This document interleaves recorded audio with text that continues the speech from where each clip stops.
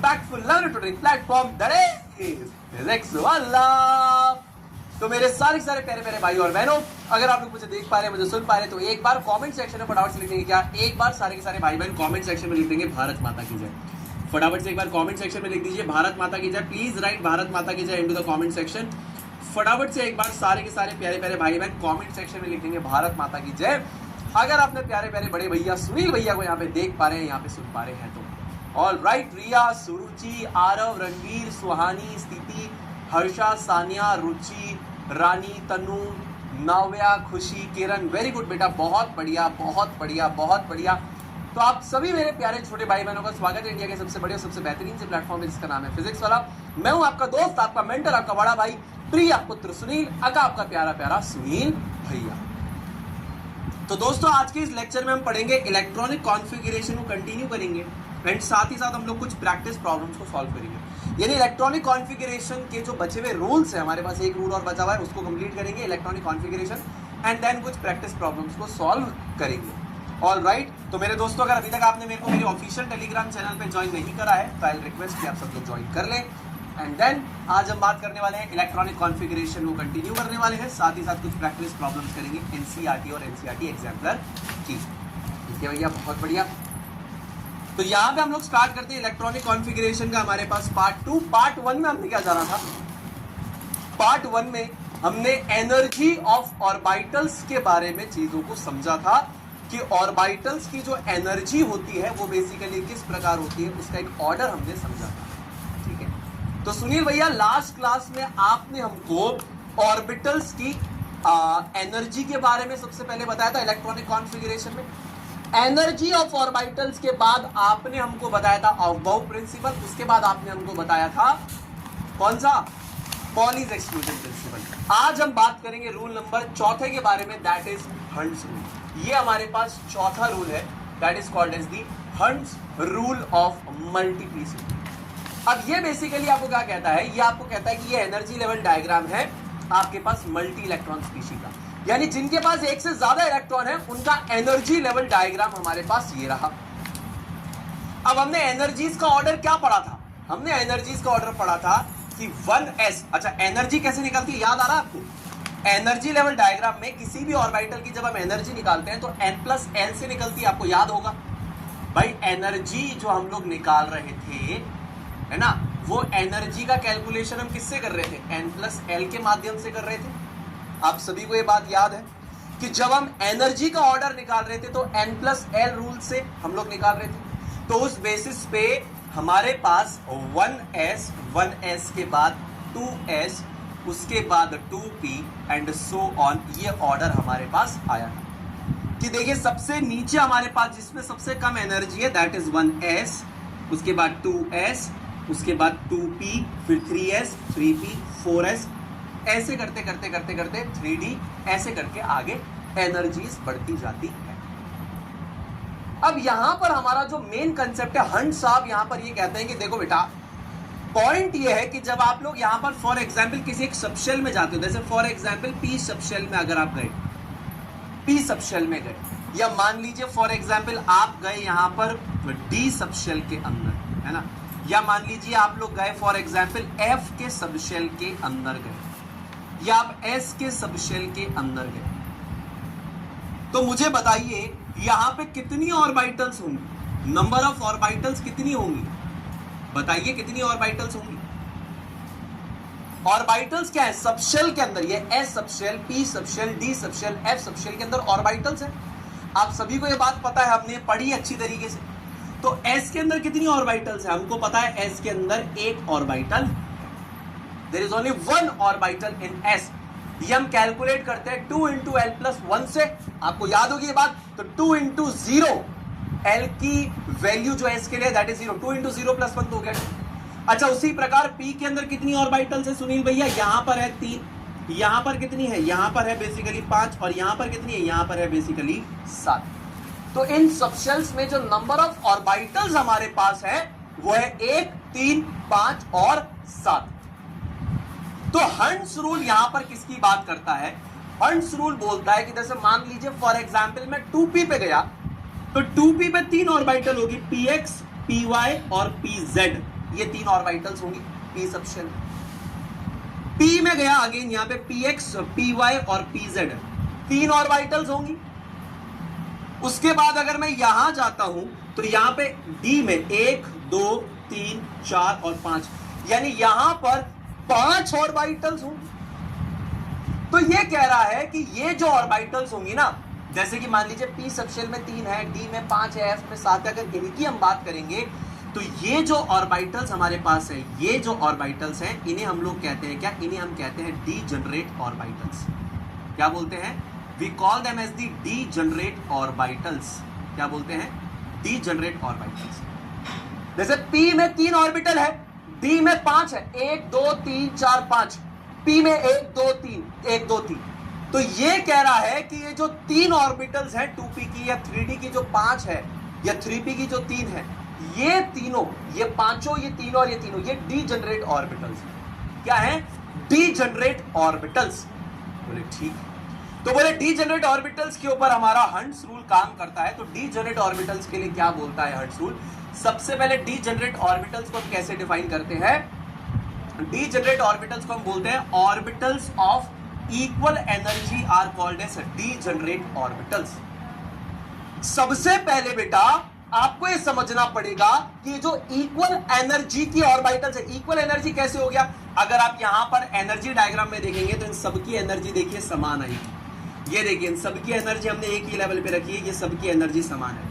इन तीनों की एनर्जी ये है, इन तीनों की एनर्जी ये है, इन पांचों की एनर्जी ये है। ये देखो इन पांचों की एनर्जी की वैल्यू ये होगी, इन तीनों की एनर्जी की वैल्यू ये होगी, इन तीनों की एनर्जी की वैल्यू ये होगी। So they have similar energy, right? बहुत बढ़िया, इनके पास सिमिलर एनर्जी है।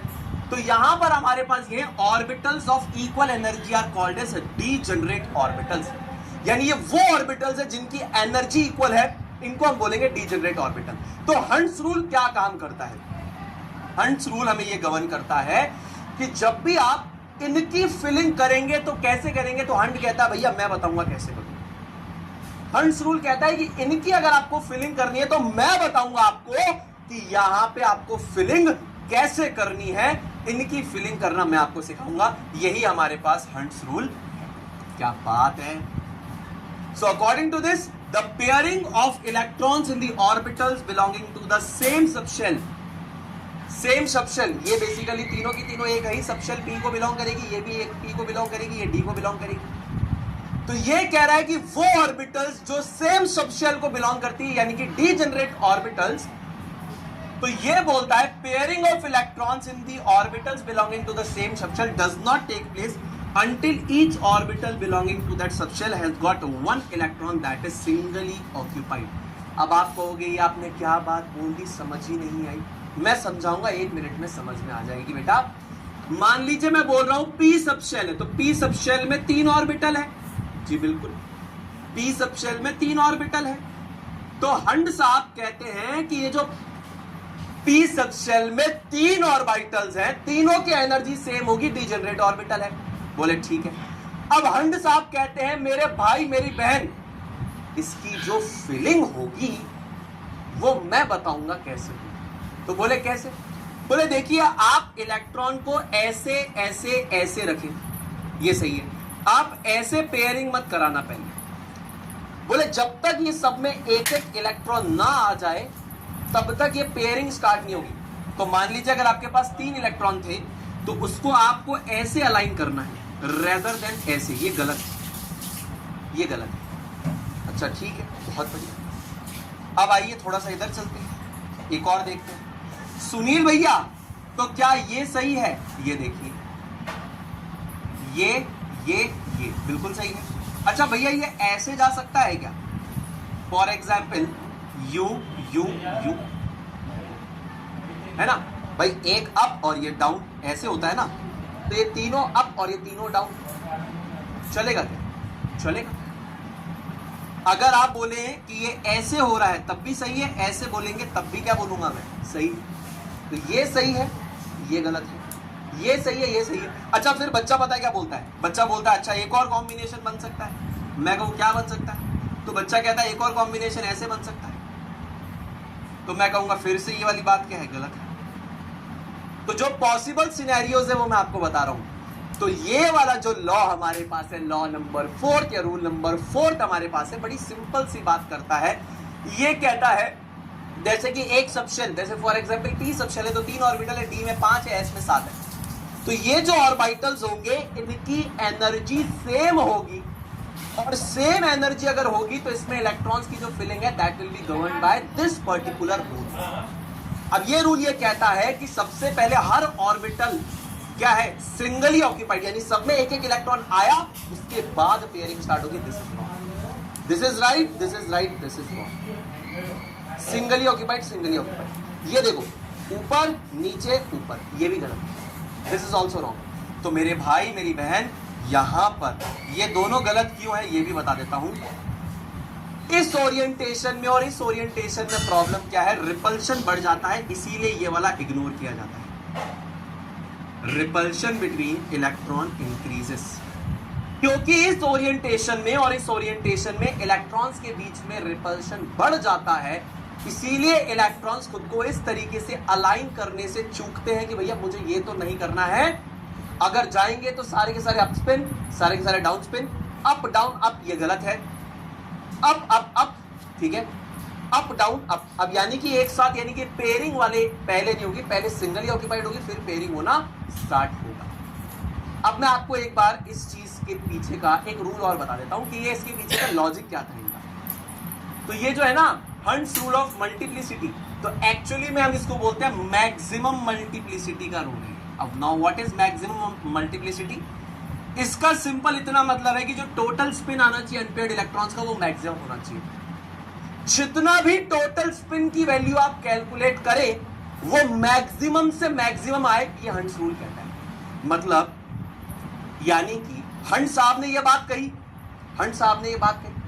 अब इस चीज को अगर हम थोड़ा सा टेक्निकली कैलकुलेट करके देखें कि यहां पर मैक्सिमम मल्टीप्लिसिटी का मतलब क्या है, तो वो ये कहना चाह रहे हैं कि भैया सीधी सी बात यह है कि यहां पर जो टोटल स्पिन आना चाहिए वो मैक्सिमम से मैक्सिमम आए। तो हम ये कहना चाह रहे हैं मतलब कि यहां पर स्पिन यहां पर मैक्सिमम है, लेकिन यहां पर वो चीज नहीं है। प्रूव करके दिखा देता हूं, देखो फॉर एग्जाम्पल मैंने बनाया आपके कॉन्फ़िगरेशन को कुछ ऐसा, या मैंने बनाया आपके कॉन्फ़िगरेशन को कुछ ऐसा, इलेक्ट्रॉन्स ऐसे। अच्छा, अब पेयरिंग क्यों नहीं हो सकती है, यहां पर स्पिन की वैल्यू क्यों घट जाएगी, वो भी निकालेंगे। अच्छा सुनील भैया, इसमें क्या दिक्कत है, इसमें क्या दिक्कत है, आइए कैलकुलेट करते हैं, let's calculate. Up spin up spin up spin, तो यहां पर इसकी वजह से आएगा प्लस हाफ, इसकी वजह से आएगा प्लस हाफ, और इसकी वजह से आएगा प्लस हाफ, तो टोटल आ जाएगा प्लस 1.5। इसकी वजह से अप स्पिन क्या आएगा बताओ, plus half plus half plus half, यानी कि प्लस 1.5।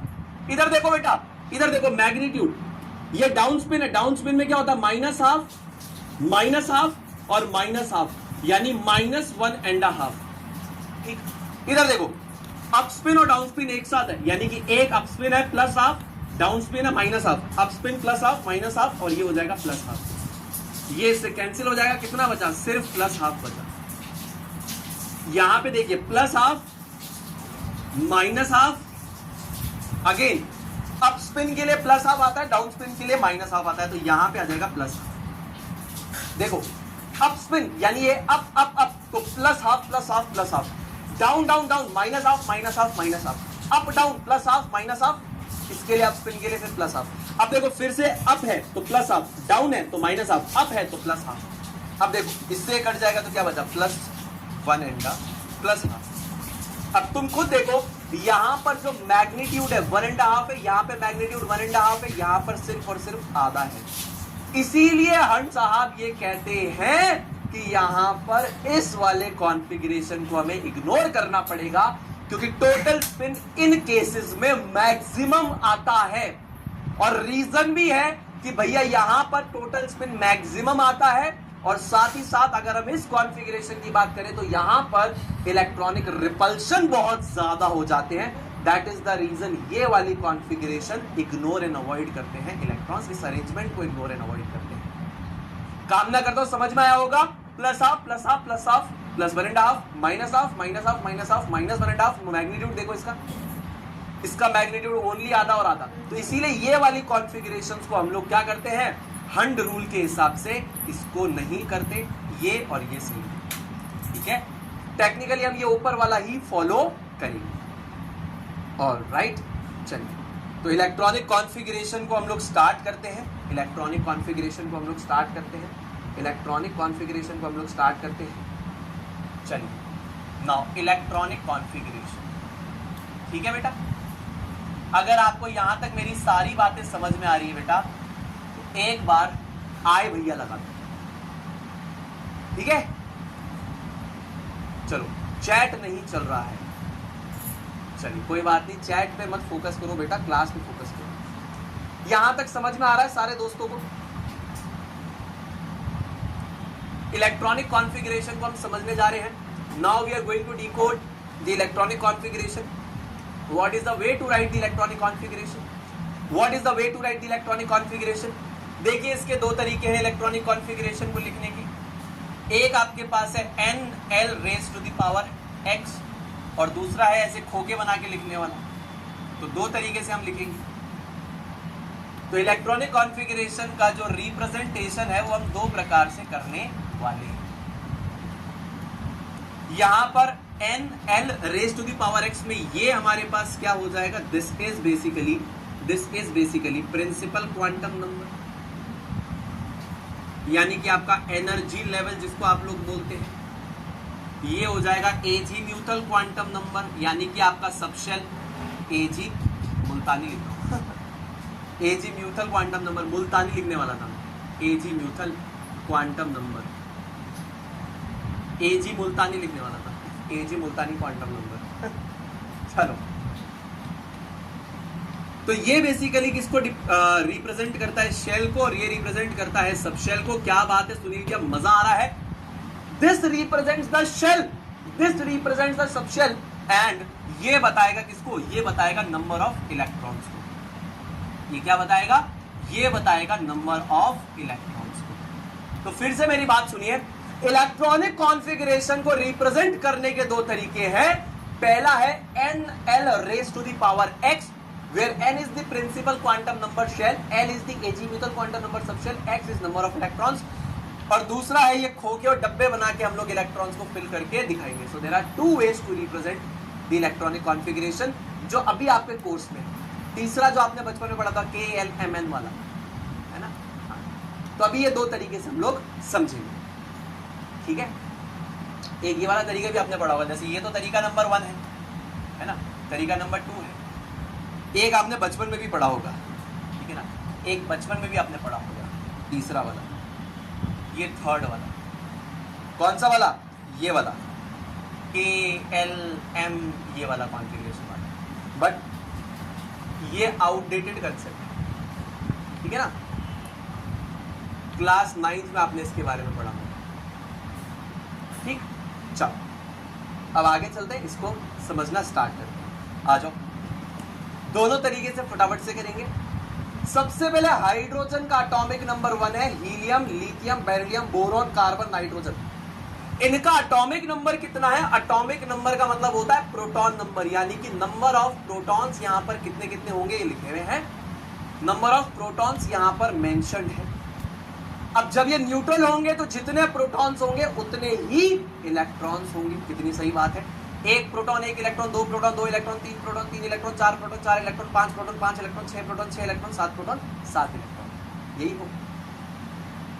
अब ये 7 इलेक्ट्रॉन्स को हम कैसे लिखते हैं, आइए, या 1 से लेकर 7 तक कैसे लिखते हैं समझते हैं। सबसे पहले ऑफ-बाउ प्रिंसिपल क्या कहता है, ऑफ-बाउ प्रिंसिपल कहता है पहले इलेक्ट्रॉन जाएगा 1s में, फिर 2s में, फिर 3s में, है ना।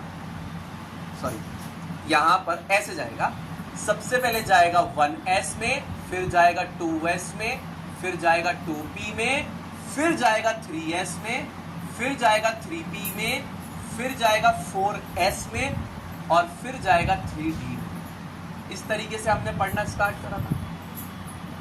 सबसे पहले 1s, फिर 2s, 2p, 3s, 3p, 4s, 3d। इस प्रकार से हमारी इलेक्ट्रॉन की फिलिंग होगी, है ना। ये देखिए 1s, 2s, फिर 2p, 3s, फिर 3p, 4s, फिर 3d, ठीक है ना। चलिए बहुत बढ़िया, इस तरीके से फिलिंग होगी। तो आफबाऊ साहब कहते हैं कि सबसे पहले 1s भरेगा तो 2s जाएगा, 2s भरेगा तो 2p में जाएगा, इस तरीके से आगे चलता जाएगा। तो सबसे पहले इलेक्ट्रॉन कहां जाएगा सुनील भैया? 1s में जाएगा। अच्छा, तो s की मैक्सिमम कैपेसिटी कितनी है? अब s की मैक्सिमम कैपेसिटी कैसे आएगी बताइए? पॉलीज एक्सक्लूजन प्रिंसिपल ने यह बताया था कि भैया एक ऑर्बिटल में मैक्सिमम 2 इलेक्ट्रॉन्स आते हैं। अब s में एक ऑर्बिटल है, यानी कि मैक्सिमम यहां पे 2 इलेक्ट्रॉन्स आ सकते हैं पॉलीज एक्सक्लूजन प्रिंसिपल से। आफबाऊ प्रिंसिपल कहता है पहले 1s में जाएगा, फिर 2s में जाएगा, फिर 2p में जाएगा, फिर 3s में जाएगा, दिस गोज ऑन। पॉली साहब का रूल कहता है कि एक ऑर्बिटल में मैक्सिमम 2 इलेक्ट्रॉन जा सकते हैं। तो यानी कि यहां पे एक ऑर्बिटल है तो मैक्सिमम 2 इलेक्ट्रॉन यहां पे जा सकते हैं। बहुत बढ़िया। ये भैया एक इलेक्ट्रॉन था तो ये तो इसमें चला गया, इसकी मैक्सिमम कैपेसिटी 2 की थी, एक आ गया यहां पे, कोई दिक्कत नहीं। यहां पे हीलियम में एटॉमिक नंबर 2 है, नंबर ऑफ प्रोटॉन्स 2 है, नंबर ऑफ इलेक्ट्रॉन्स कितने हुए? 2। कहां पे जाएगा? सबसे पहले इलेक्ट्रॉन जाता है 1s में, 2 इलेक्ट्रॉन है, दोनों के दोनों इसमें आ जाएंगे। बताओ क्यों? क्योंकि s की मैक्सिमम कैपेसिटी 2 की है, 2 के 2 इलेक्ट्रॉन फिर 2। उसके बाद 3 इलेक्ट्रॉन है तो सबसे पहले जाएगा 1s में, इलेक्ट्रॉन जाएंगे 2, उसके बाद 2s में इलेक्ट्रॉन जाएगा 1। ठीक है जी, बहुत बढ़िया। 4 है तो कैसे जाएगा? 1s2, 1s के बाद 2s में जाएगा, 2s की मैक्सिमम कैपेसिटी 2 की है, ये भर गया, पूरा भर गया। 5 तो सबसे पहले 1s में जाएंगे 2 इलेक्ट्रॉन्स, ये भरने के बाद 2s में जाएंगे 2 इलेक्ट्रॉन्स, उसके बाद जाएगा 2p में, तो 2p में आएंगे हमारे पास कितने इलेक्ट्रॉन्स? 1 इलेक्ट्रॉन। 6 इलेक्ट्रॉन्स है, सबसे पहले 1s में 2 इलेक्ट्रॉन्स, भर गया तो 2s में जाएंगे 2 इलेक्ट्रॉन्स, फिर ये भर गया तो इसमें जाएंगे 2 इलेक्ट्रॉन्स, यहां पे जाएंगे 2 इलेक्ट्रॉन्स, भर गया तो उसके बाद जाएंगे 2 इलेक्ट्रॉन्स, उसके बाद इसमें जाएंगे 3 electrons. This is the way जहां से आप इलेक्ट्रॉनिक कॉन्फ़िगरेशन लिख सकते हैं। दूसरा डब्बा बनाने वाला तरीका है, आइए डब्बा बना लेते हैं। डब्बा बना लेते हैं 1s1, यानी कि यहां पर अगर मेरे पास ये बेसिकली 1s है तो यहां पे 1 इलेक्ट्रॉन। 1s2 यानी कि यहां पर अगर ये मेरे पास मान लीजिए 1s है तो यहां पे कितने इलेक्ट्रॉन? 2 इलेक्ट्रॉन। 1s2 2s1 यानी कि फॉर एग्जाम्पल ये मेरे पास हो जाएगा 1s और ये मेरे पास हो जाएगा 2s। 1s 2s। यहां पे कितने इलेक्ट्रॉन्स हैं? 2 इलेक्ट्रॉन्स हैं, 1 और 2। इधर कितना इलेक्ट्रॉन है? 1 इलेक्ट्रॉन। 1s2 2s2, ये देखिए 1s 1s और ये 2s, यहां पे 2 इलेक्ट्रॉन, यहां पर भी 2 इलेक्ट्रॉन। 1s2 2s2 2p1, ये देखिए 1s 2s p, 1s 2s 2p, 1 2 3 4 5। सबसे पहले आप सोचेंगे कि भैया ये भर सकता हूँ, ये भर सकता हूँ, आप इनमें से कोई भी भर सकते हैं, लेकिन एक स्टैंडर्ड कन्वेंशन है कि सबसे पहला वाला होता है px, तो आप px को फिल करेंगे, सबसे पहला आपको इसको फिल करना होता है। 1s2 2s2 2p2, ये देखिए 1 2 3 4 और यहाँ पे हो जाएगा 5 6, 1s 2s 2, उसके बाद 1s2 2s2 2p2, ये हो जाएगा, फिर ये हो जाएगा, फिर ये हो जाएगा, 1 2 3 4 5 6 7, 1s 2s 2। ठीक है भैया, इस तरीके से लिखना होगा। किसी को कोई दिक्कत तो नहीं आई? किसी को कोई दिक्कत तो नहीं आई? अच्छा सुनील भैया, क्या यहाँ पे आपने हंट्स रूल लगाया? बिल्कुल लगाया। देखो यहाँ पर भी लगाया और यहाँ पर भी लगाया। आप देखो ये डीजेनरेट ऑर्बिटल्स के बारे में थोड़ा सा आप समझना है ना, इनके बारे में थोड़ा सा आप समझना, मेरी बात को ध्यान से सुनना। मैं चाहता तो ऐसे लिख सकता था ना कि एक ऊपर और एक नीचे, ऐसे कर देता, लेकिन ये गलत हो जाता। हंट साहब क्या कहते हैं, पहले ये सारी की सारी सिंगली ऑक्यूपाइड होगी, उसके बाद इसमें पेयरिंग स्टार्ट होगी, है ना। तो सबसे पहले हमने आफबाऊ प्रिंसिपल लगाया कि भैया 1s के बाद 2s पे फिलिंग होगी, फिर 2p में होगी, फिर 3s में होगी, फिर 3p में होगी, फिर 4s में होगी, फिर 3d में होगी। ये तो आफबाऊ प्रिंसिपल है। पॉली साहब का एक्सक्लूजन प्रिंसिपल बताता है कि भैया एक ऑर्बिटल में 2 से ज्यादा इलेक्ट्रॉन हमारे पास नहीं हो सकते। जैसे मान लीजिए फॉर एग्जाम्पल ये एक ऑर्बिटल है तो इसमें 2 से ज्यादा इलेक्ट्रॉन नहीं होंगे, इसमें भी 2 से ज्यादा नहीं होंगे, इसमें भी 2 से ज्यादा नहीं होंगे, इसमें भी 2 से ज्यादा नहीं होंगे, इसमें भी 2 से ज्यादा नहीं होंगे, तो हर ऑर्बिटल में 2 इलेक्ट्रॉन ही आएंगे मैक्सिमम। हंड साहब का रूल हमने कहां पे लगाया कि भैया यहां पे अगर फॉर एग्जाम्पल में यूं करके यूं कर देता तो ये गलत हो जाता, ये सही है, अभी एक इलेक्ट्रॉन इधर और एक इधर, ऐसे यहां पर भी कर सकता था, ऐसे ऐसे और ऐसे, तो ये हमारा फिर गलत हो जाता। ये आपको समझना पड़ेगा छोटी छोटी बातें, ठीक है। चलो अब ये आप सारे होमवर्क में करने की कोशिश करना, ये सारे के सारे मैं आपको क्या करता हूँ होमवर्क में देता हूँ, इसको आप लिखने की कोशिश करना, ठीक है। मैं एक आपको नियॉन करके दिखा देता हूँ यहाँ पे, और आइए बाकी आपके होमवर्क है, इसको मैं करके दिखाता हूँ।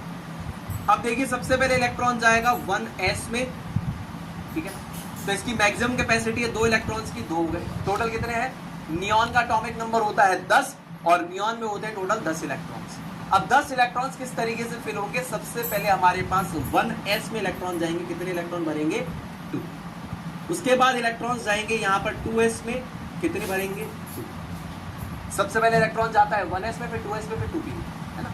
अब वो प्रिंसिपल पॉली साहब का प्रिंसिपल कि भैया s की मैक्सिमम कैपेसिटी 2 की है तो ये 2 हो गए, इसकी मैक्सिमम कैपेसिटी 2 की 2 हो गए, उसके बाद p के अंदर basically 3 orbitals, p sub shell में 3 ऑर्बिटल्स है, एक ऑर्बिटल में 2 इलेक्ट्रॉन, तो 3 में मैक्सिमम कितने 6 इलेक्ट्रॉन, तो यहाँ पर इसके अंदर मैक्सिमम 6 इलेक्ट्रॉन्स आ सकते हैं, तो 6 हमने यहाँ पर लिख दिए, ठीक है, ठीक है। तो 1s2 2s2 2p6 ये हमारे पास कॉन्फ़िगरेशन होगी। अब इसी को ड्रॉ करके देखते हैं, सबसे पहले ये, फिर ये, और फिर ये 1s 2s 2p, 1 और 2 इलेक्ट्रॉन्स, सबसे पहले इलेक्ट्रॉन यहां फिल होंगे, जब यहां भर जाएंगे तो इलेक्ट्रॉन यहां जाएंगे, जब यहां भर जाएंगे तो अब यहां आएंगे, तो 4 इलेक्ट्रॉन्स तो हो गए, 6 बचे, टोटल 10 इलेक्ट्रॉन थे ना, तो यहां पे जाएंगे सबसे पहले 2 इलेक्ट्रॉन्स, जब पूरा 1s भर जाएगा तो फिर 2s की फिलिंग होगी, जब 2s भर जाएगा तो 2p में आएंगे। अब 2p के अंदर हमारे पास 3 ऑर्बिटल्स हैं, और ये ऑर्बिटल्स की जो एनर्जी है सेम है, इनको बोलते हैं डीजेनरेट ऑर्बिटल्स। तो 10 में से 4 इलेक्ट्रॉन हो गए, 6 बच रहे। अब 6 की फिलिंग कैसे करोगे, देखो सबसे पहले 1 2 3 4 5 6 ऐसे फिलिंग करना है, समझ में आ गया जी, समझ में आ गया, ठीक है। 1s2 2s2 2p6 इस तरीके से फिलिंग आपको करनी है। उसी प्रकार यहां पर आपको मैं ये सारे होमवर्क देता हूं, ये सारे के सारे होमवर्क देता हूं, और ये भी आपको होमवर्क में, चलो ये मैं सॉल्व कर देता हूँ, आपके लिए आसान कर देता हूँ, ये मैं सॉल्व कर देता हूँ।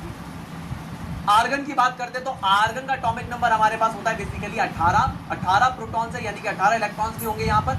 अब देखिए 18 इलेक्ट्रॉन्स का किस तरीके से डिस्ट्रीब्यूशन है, सबसे पहले इलेक्ट्रॉन्स जाएंगे 1s में, मैक्सिमम कैपेसिटी 2 इलेक्ट्रॉन की भर जाएगा, उसके बाद जाएंगे इलेक्ट्रॉन्स 2s में, मैक्सिमम कैपेसिटी है 2 इलेक्ट्रॉन्स की भर जाएगा, उसके बाद जाएंगे p के अंदर, p की मैक्सिमम कैपेसिटी हमारे पास कितने इलेक्ट्रॉन्स के 6 इलेक्ट्रॉन्स की, क्योंकि p में 3 ऑर्बिटल्स हैं, p सब शेल में 3 ऑर्बिटल्स है, एक ऑर्बिटल में मैक्सिमम 2 इलेक्ट्रॉन आ सकते हैं, यानी कि 6 इलेक्ट्रॉन हो सकते हैं टोटल, तो 1s2 2s2 2p6। अब जब 2p6 भी भर जाएगा, 1s2 2s2 2p6 भर गया, तो फिर ये 3s में जाएगा, 3s इसकी कैपेसिटी 2 की, ये भी भर गया, 2 4 6 10 और 2 12, अब बचे कितने 6, तो ये आ जाएगा इसमें, तो 1s2 2s2 2p6 3s2 3p6,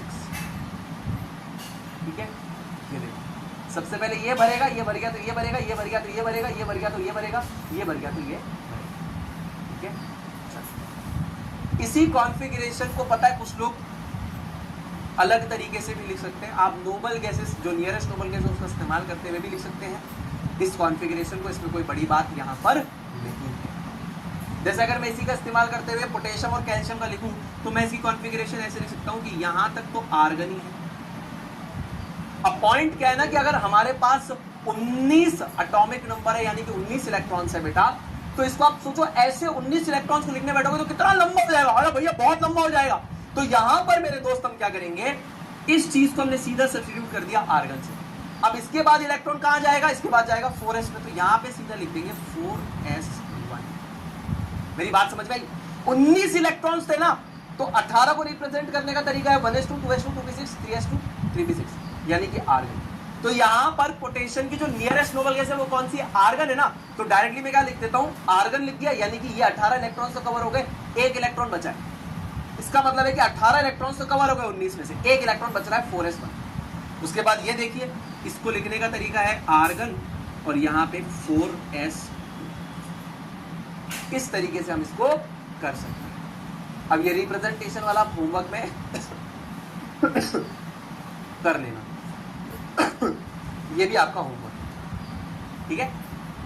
इसको होमवर्क समझ के पूरा सॉल्व करें, ठीक। चलो, तो पहले 20 एलिमेंट तो यहां पर निपटते हैं। अब उसके बाद यहां पर हम लोग आते हैं, अगर आपको ये समझ में आ गया तो सबसे पहले आप लिख दो ए बी, फिर हम लोग फटाफट से, चैप्टर बिल्कुल हमारा खत्म होने वाला है, यहां तक समझ में आ गया तो एक बार ए बी लिख दो, एक बार फटाफट ए बी लिख दो, एक बार ए बी लिख दो, जल्दी जल्दी फटाफट से एक बार ए बी लिख देंगे सारे के सारे दोस्त, सारे के सारे भाई बहन, जल्दी से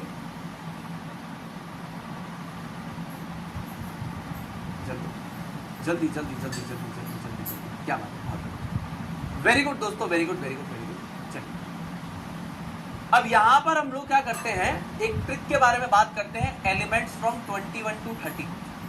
एलिमेंट्स जो हमारे पास है 21 से लेकर 30, हम इसके बारे में करते हैं चर्चा। अब एलिमेंट्स जो हमारे पास 21 से लेकर 30 हैं, इनके बारे में थोड़ी सी चर्चा हम करते हैं, मजा आएगा हमें इनके बारे में थोड़ी सी चर्चा करके, ठीक है। अब देखिए, इसके लिए हमने ना आपको एक ट्रिक दे रहा हूं मैं, और वो ट्रिक क्या है, 21 से लेकर 30 तक के एलिमेंट्स को याद करने के लिए मैं आपको ट्रिक दे रहा हूं। तो यहां तक जो आपके कॉन्फ़िगरेशन के रूल्स लग रहे थे, यहां तक तो कोई भी एक्सेप्शन नहीं था, आप इजीली इन सबको कर सकते हो। लेकिन इस 21 से लेकर 30 में थोड़ा सा धमाल होता है। क्या होता है समझते हैं। ट्रिक है स्वीटी तिवारी विजय चौहान, फिर से सुनो, स्वीटी तिवारी विजय चौहान मांगे फिर कॉन्टिनेंटल नाइजेरियन क्यूजीन। फिर से सुनो मेरे भाई, स्वीटी तिवारी विजय चौहान मांगे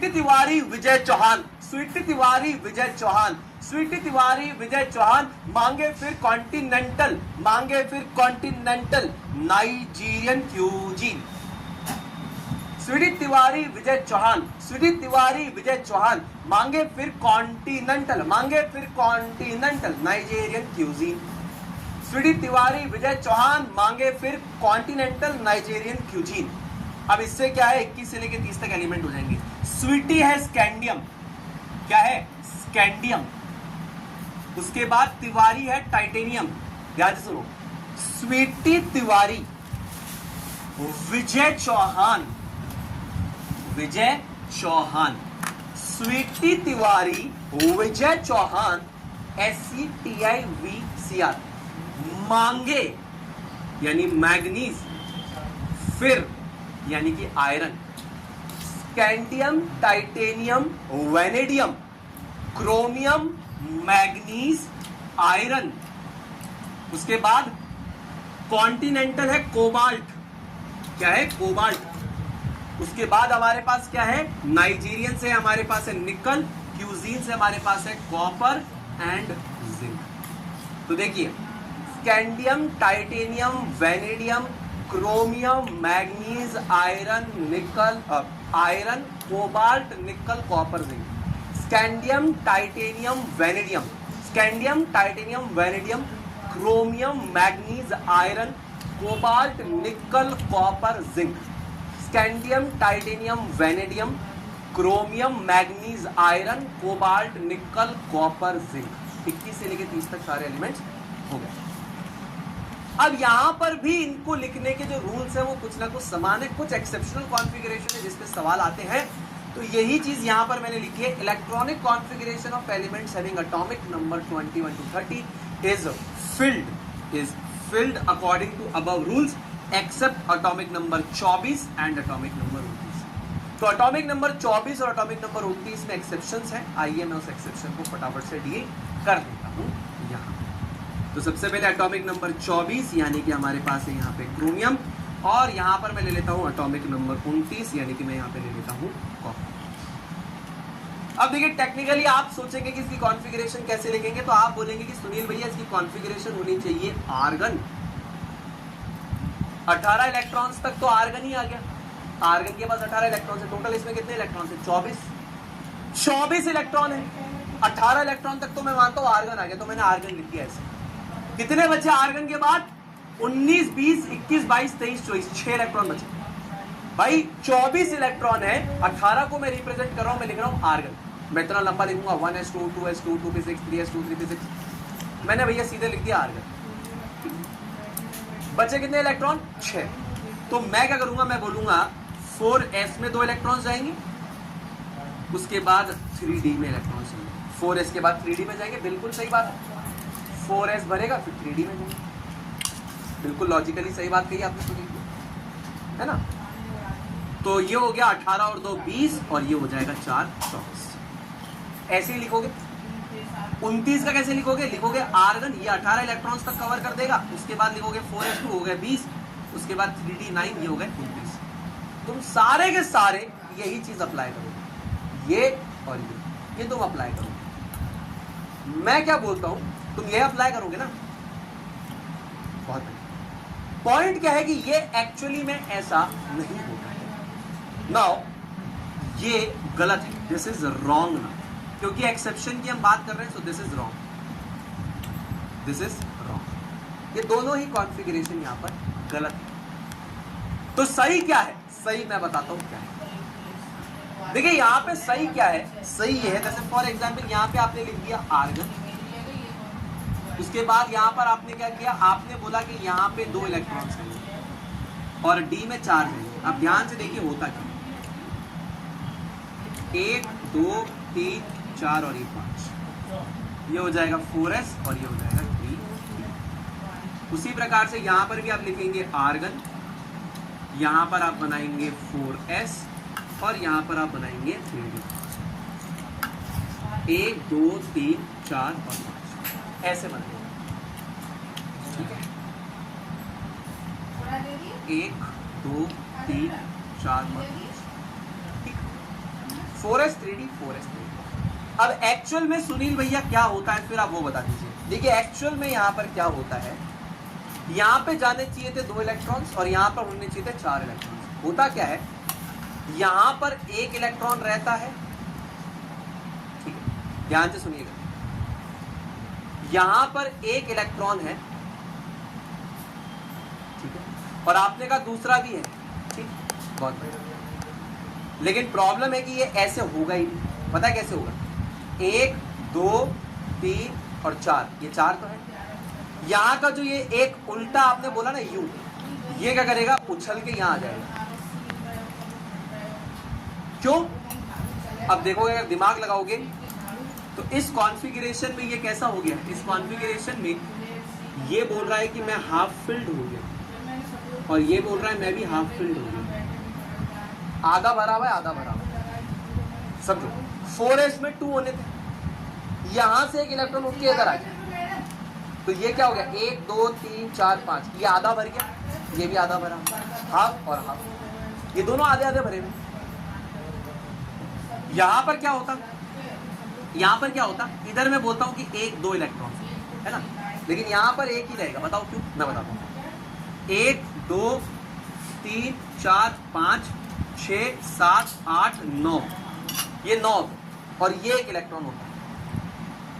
4s2 3d9 ऐसे होता है, राइट। ये बोलेगा कि ये मेरा जो इलेक्ट्रॉन है उछल के चला जाएगा यहाँ। अब इससे क्या हो जाएगा, समझो। इससे ये हो जाएगा कि ये बोल रहा है कि भाई मैं तो देखो हाफ फिल्ड हो गया और ये जो है फुल फिल्ड हो गया, ये हाफ हाफ और ये हाफ और फुल। तो यहां पर ये जो आपका इस केस में 1 इलेक्ट्रॉन था, ये यू उल्टा पड़ा था, उछल के इधर चला जाएगा। और सिमिलरली यहां पर जो आपका 1 इलेक्ट्रॉन उल्टा पड़ा था, ये उछल के यहां चला जाएगा, ये उछल के यहां चला गया। इसकी वजह से ये भी हाफ फील्ड हो गया, ये भी हाफ फील्ड हो गया, और ये हाफ फील्ड हो गया और ये फुल फील्ड हो गया। आपको ये छोटी सी बात समझ में आनी चाहिए, ठीक है। इस तरीके से कॉन्फ़िगरेशन होगा। लेकिन ये हाफ फील्ड और फुल फील्ड होने से हो क्या रहा है, आपके जो सबशेल्स है ना, ये जो सबशेल्स है, इन सबशेल्स का हाफ फील्ड कॉन्फ़िगरेशन ज्यादा स्टेबल होता है और फुल फील्ड कॉन्फ़िगरेशन ज्यादा स्टेबल होता है। फिर से सुनिए, रीजन क्या है, रीजन क्या है, रीजन को समझिए। Half field half filled and fulfilled subshells, half filled and fulfilled subshells are more stable.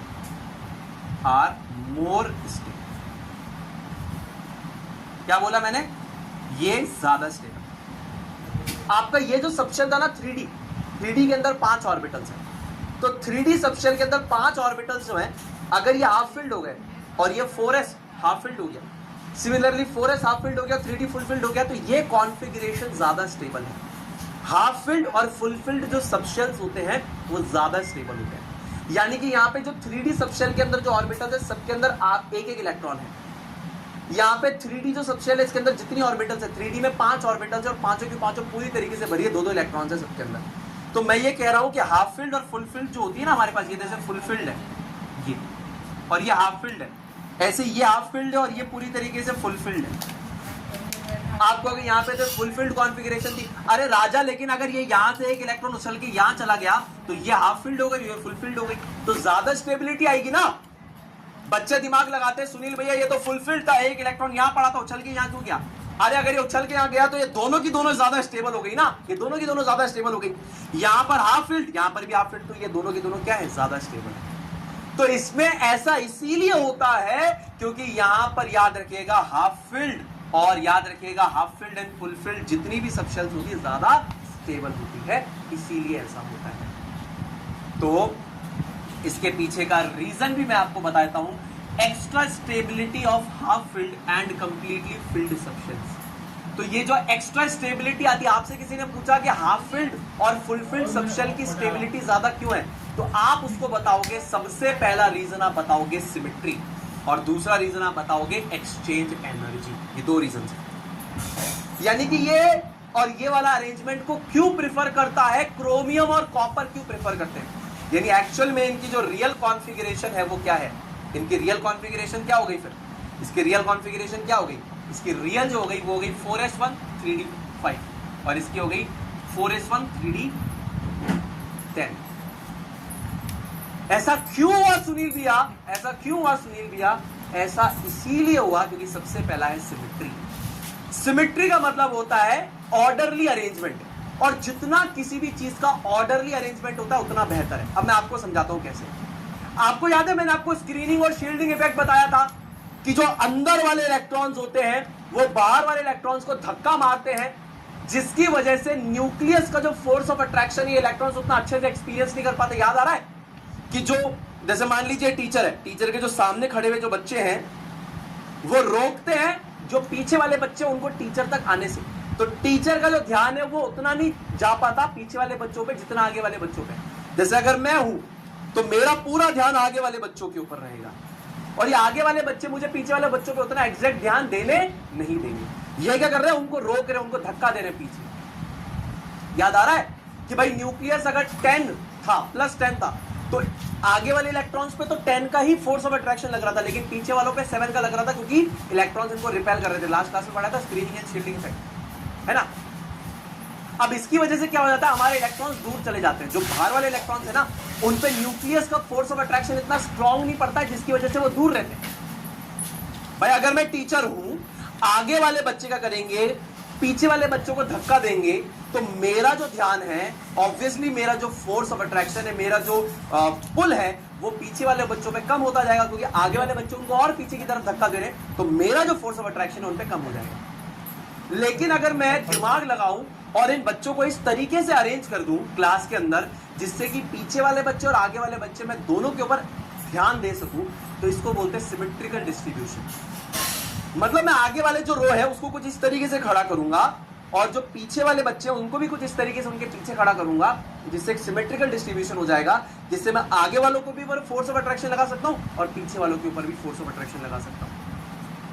इससे इलेक्ट्रॉन्स न्यूक्लियस के पास में रहेंगे तो उतने ही ज्यादा स्टेबल रहेंगे। तो याद रखना इस पर्टिकुलर कॉन्फ़िगरेशन में इलेक्ट्रॉन्स का डिस्ट्रीब्यूशन न्यूक्लियस के चारों तरफ सिमेट्रिकल हो जाता है, जिसकी वजह से न्यूक्लियस का फोर्स ऑफ अट्रैक्शन इन पे अच्छा रहता है, स्क्रीनिंग और शील्डिंग इफेक्ट कम हो जाता है, यानी ये न्यूक्लियस के पास चले जाते हैं और जितने ज्यादा स्ट्रांगली अट्रैक्टेड रहेंगे उतने ही ज्यादा स्टेबल रहेंगे। ठीक है, तो सीधी सीधी सी बात है, it is a well known fact that symmetry leads to stability. जितना ज्यादा ऑर्डरली अरेंजमेंट होगा उतना ही ज्यादा कोई एटम स्टेबल होगा। तो यानी कि subshells that are entirely or half filled have a symmetrical distribution of electrons।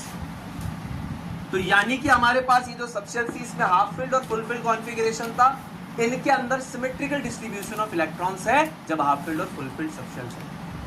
अब सिमेट्रिकल डिस्ट्रीब्यूशन के अंदर क्या होता है, शील्डिंग जो होती है इलेक्ट्रॉन्स की वो रिलेटिवली क्या हो जाती है, घट जाती है, यानी कि लोअर रिपल्शन होते हैं इलेक्ट्रॉन्स के बीच में, and electrons are more strongly attracted by the nucleus. बहुत सिंपल सी बात है, अगर न्यूक्लियस के चारों तरफ इलेक्ट्रॉन्स का डिस्ट्रीब्यूशन बहुत सिमेट्रिकल हो जाएगा तो जो इलेक्ट्रॉन दूसरे इलेक्ट्रॉन पे फोर्स ऑफ रिपल्शन लगाता है, जिसकी वजह से न्यूक्लियस का एक्चुअल जो न्यूक्लियर चार्ज है वो एक्सपीरियंस नहीं कर पाते हैं। वो जो एक्सपीरियंस करते हैं that is effective nuclear charge. मेरे पास एक्चुअल जो फोर्स ऑफ अट्रैक्शन है वो है 10, तो मैं सबको अपनी तरफ 10 की तरफ से पुल करना चाहता हूं, पर पीछे वाले 10 का फोर्स ऑफ अट्रैक्शन एक्सपीरियंस नहीं करते क्योंकि उनके आगे जो बच्चे खड़े हैं वो उनको पीछे धक्का देते हैं। तो अगर वो 3 यूनिट से पीछे धक्का दे रहे और मैं 10 यूनिट से आगे कैप्चर कर रहा हूं तो उनको सिर्फ और सिर्फ 7 यूनिट का ही नेट फोर्स ऑफ अट्रैक्शन मेरी तरफ आ रहा है। इसे शील्डिंग और स्क्रीनिंग इफेक्ट कहते हैं। पर जब एक सिमेट्रिकल डिस्ट्रीब्यूशन हो जाएगा इलेक्ट्रॉन्स का न्यूक्लियस के चारों तरफ, तो obviously shielding and screening effect कम हो जाएगा, यानी कि जो फोर्स ऑफ रिपल्शन है इलेक्ट्रॉन्स के बीच में कम हो जाएगी। ये इलेक्ट्रॉन्स सारे के सारे न्यूक्लियस की तरफ अट्रैक्टेड रहेंगे, जितने न्यूक्लियस की तरफ रहेंगे, पास में रहेंगे, उतना ही ज्यादा एटम स्टेबल होगा। तो याद रखिएगा सिमेट्रिकल डिस्ट्रीब्यूशन होता है इनमें, दैट इज द रीजन यहां पर half filled and full filled subshells होती। अच्छा, सबशेल क्यों बोला मैंने भाई? सबशेल के अंदर होती है हमारे पास ऑर्बिटल्स, तो सबशेल के अंदर जो ऑर्बिटल्स है उनकी कॉन्फ़िगरेशन, यहां पर आप ये बोलोगे कि सबशेल जो है इसके अंदर ही ऑर्बिटल्स हैं, ऑर्बिटल्स फिर क्या है फर्दर हाफ फिल्ड। तो हाफ फिल्ड सबशेल्स या full filled subshells, because subshells are made up of orbitals, ठीक है जी। तो ये हाफ फिल्ड सबशेल है, फुल फिल्ड सबशेल है, हाफ फिल्ड सबशेल है, हाफ फिल्ड सबशेल है ना। अब उस सबशेल के अंदर एक ऑर्बिटल है 4s के केस में, 3d के केस में 5। चलिए, दूसरा कंसेप्ट आता है एक्सचेंज एनर्जी। अब पॉइंट ये एक्सचेंज एनर्जी वैसे थोड़ा आपकी ग्रेड से भी बाहर है तो ज्यादा इसके डेप्थ में नहीं जाएंगे, बट आप ये समझो कि अगर एक सबशेल के अंदर मान लीजिए 5 ऑर्बिटल्स है, डीजेनरेट ऑर्बिटल्स है। सबशेल के अंदर जैसे मान लीजिए 3d है तो उसके अंदर 5 ऑर्बिटल्स है, उनको हम डीजेनरेट ऑर्बिटल्स कहते हैं, ऑर्बिटल्स ऑफ सेम एनर्जी।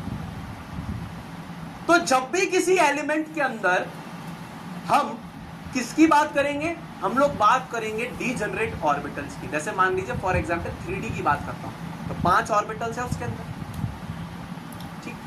अब हमने क्या बोला कि इलेक्ट्रॉन जो है वो यहां से कूद के यहां जाएगा, ठीक है। इस केस में ये एक इलेक्ट्रॉन इधर से कूद के इधर चला जाएगा तो फुल फिल्ड कॉन्फ़िगरेशन, और यहां से इलेक्ट्रॉन कूद के इधर जाएगा तो हाफ फिल्ड कॉन्फ़िगरेशन हो जाएगा इनका, और इनका फुल फिल्ड हो जाएगा। अब ये क्यों अच्छा है? क्योंकि जब भी हाफ फील्ड और फुल फील्ड कॉन्फ़िगरेशन होता है डीजेनरेट ऑर्बिटल्स, यानी कि जैसे 3d में 5 ऑर्बिटल्स हैं, ये सारी की सारी डीजेनरेट ऑर्बिटल्स हैं, एनर्जी ऑफ मतलब इनका एनर्जी जो है सेम है इन ऑर्बिटल्स का।